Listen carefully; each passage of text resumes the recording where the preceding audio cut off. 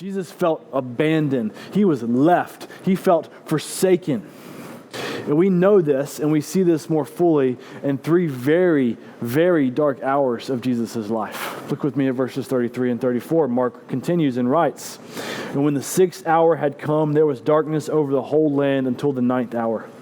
And when the 9th hour, and at the 9th hour, Jesus cried with a loud voice, Eloi, Eloi, lema sabachthani," which means, my God, why have you forsaken me?"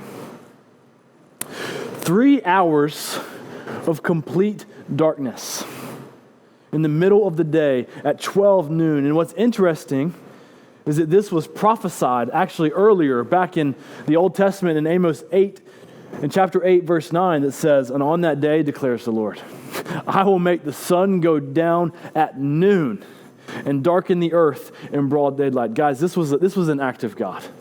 Y'all, this was not an eclipse. Eclipses don't last that long. This was an act of God. This is not a darkness of eulogy and mourning. No, this is a darkness of evil.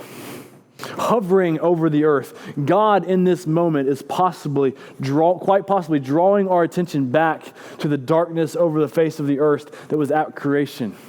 Because as we know, God created light, and he said that it was good. Because in the Bible, we know that darkness, it symbolizes evil.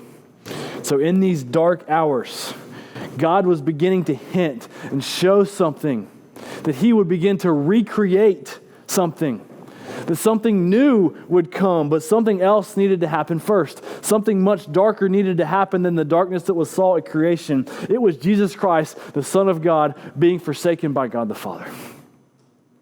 Jesus, the Son of God, in this moment felt shamed and shunned by God the Father. In Jesus' darkest hour, quoting back from Psalm 22 that we referenced earlier, he says in verse 34, in his darkest hour, he says, my God, why have you forsaken me?" You see, Jesus experienced shame, and he despised the shame. He hated it, because in that moment, when Jesus cried out to God, when he was forsaken to God, the sin and the shame of the world in that moment was on his shoulders, and it was despicable. Because we know, as we saw last week, that Jesus despises sin, and he was covered in it.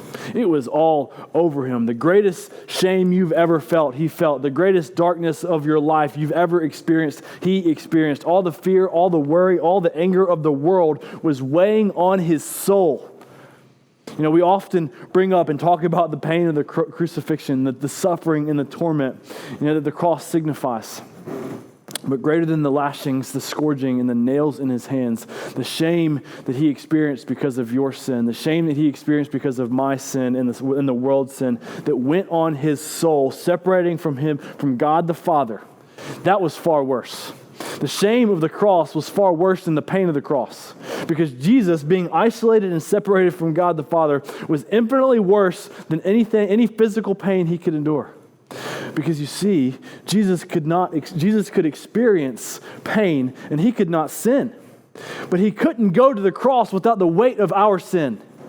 He was able to endure the physical pain in love silently, but when the sin of the world came on his shoulders in the darkest hour, it led him to cry out, my God, why have you forsaken me?" And when Jesus hung on the cross, he took the very sin that he despised, the sin that he wanted us to kill. And when Jesus hung on the cross, he took the shame of our sin.